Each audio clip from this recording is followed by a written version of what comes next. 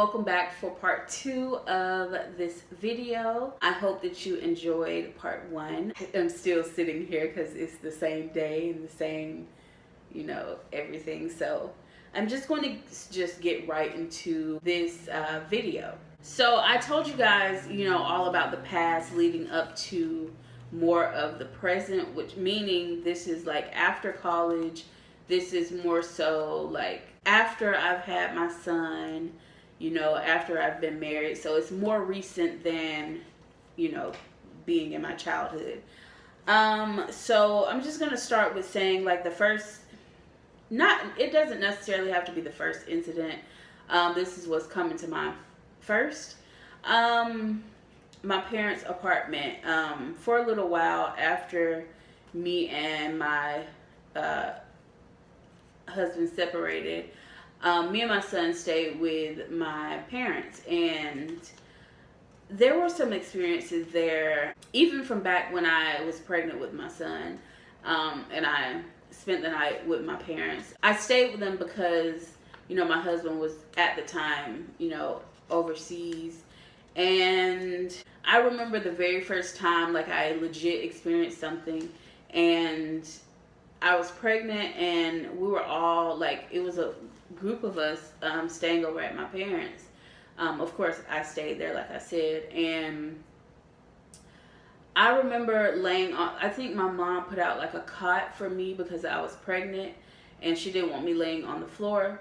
And so I remember waking up in the middle of the night. I was the only one that woke up, and I woke up because I heard something say "mommy," and I heard someone crying, and so that woke me up, and I was like, okay, like I was kind of terrified, but like I often do, I brushed it off and I went back to sleep.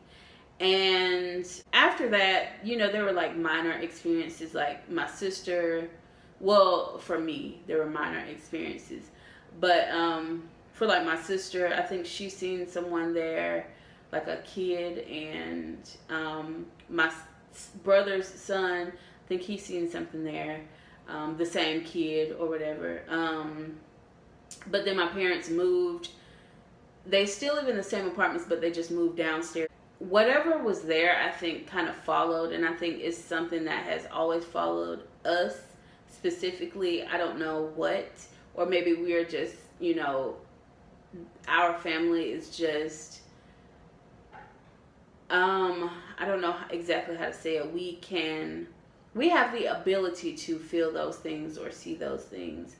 Not necessarily that we want to, but I think there is some kind of ability there for all of us to have experienced things in each and every house that we have moved to. I just think it has to be something with us, like as in an ability that we have. But yeah, in the newer place, and this goes back to after, I've been separated. I've had experiences in their newer place, but nothing that's terrified me. I do remember staying the night over there once. I stayed over their house, and I remember, I woke up, and it's like I was woken up, but I can't remember exactly what it was, if someone shouted or something like that. I was there by myself. My son was with his dad, and I feel like somebody shouted, and it made me wake up. But I wasn't terrified, like I wasn't scared or anything. I just woke up, and I got dressed, and I got ready to, start my day. And that's, my sister still says she has seen like a little boy in that one place as well, and so has my brother's son, who is like 4 right now. So, kids, they wouldn't lie about things like that. I don't think so. So there's definitely some truth to the things, that we've been experiencing. And so with that being said, this goes into something that me and my sisters did that I don't understand why we did it. Neither of us know why we did it, but it was just like a regular day, and we were riding around, and for some reason, well, we went to the graveyard that my grandfather is buried at. He passed away this January. And we went to the graveyard where he is buried, and we went, by his grave. We just drove by.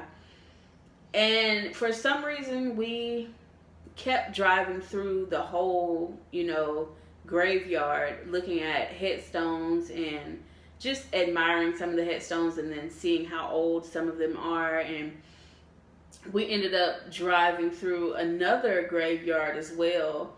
And then we drove through a third graveyard, which was an even older graveyard, and it had an African American side. And we went to this one grave. Well, technically my oldest sister, she got out and she walked over with my phone and took a picture of the grave. But I was too scared to get out because I had a feeling about it for some reason. I just had a feeling. And she took a picture with my phone of this grave that I deleted the picture immediately after we all looked at it, because I didn't want any ties to anything.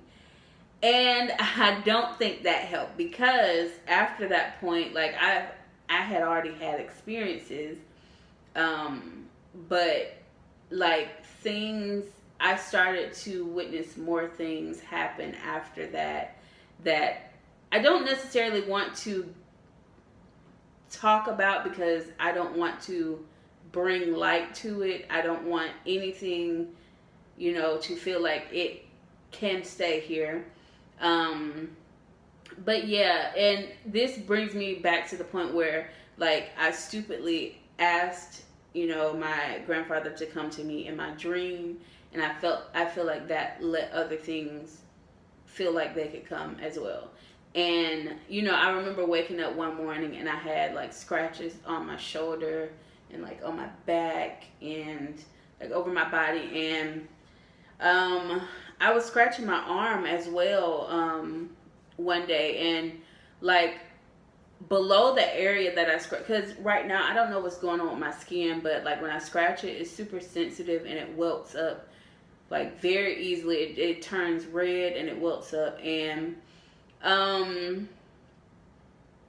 but this was like below the area that I had scratched.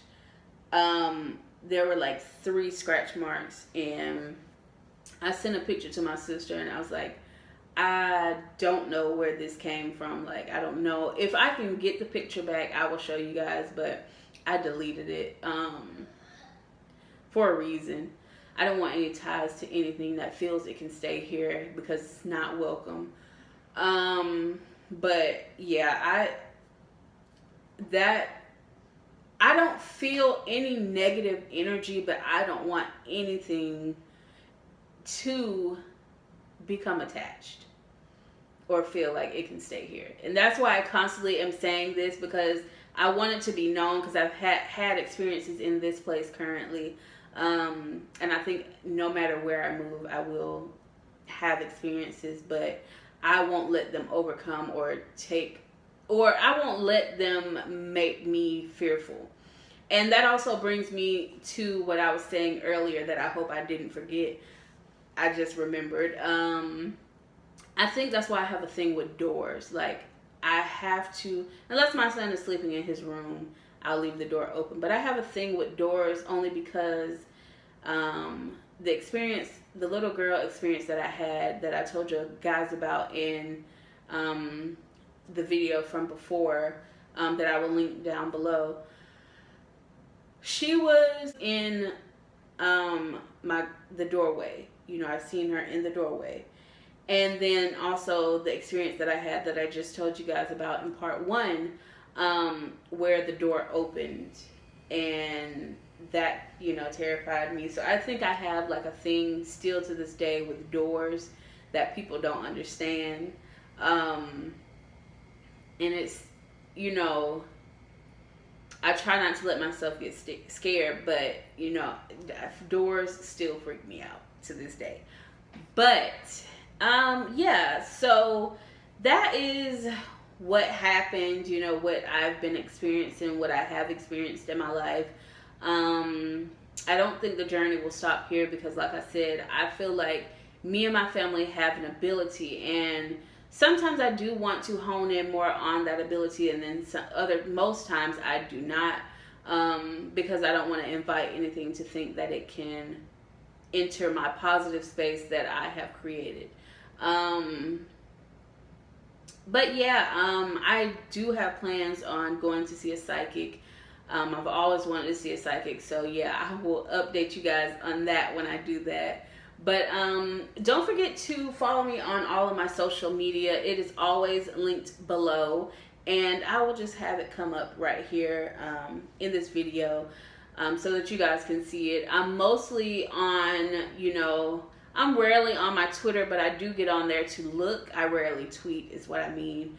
I'm mostly on, you know, Snapchat or Instagram, and you guys can tweet or snap me any of your experiences that you've ever had, or write it in the comments below if you want to. Please give this video a big thumbs up. I hope that you guys enjoyed this story time, and yeah, I will see you guys in the next video, and it will definitely be more of a positive subject. Thank you guys so much for watching my video.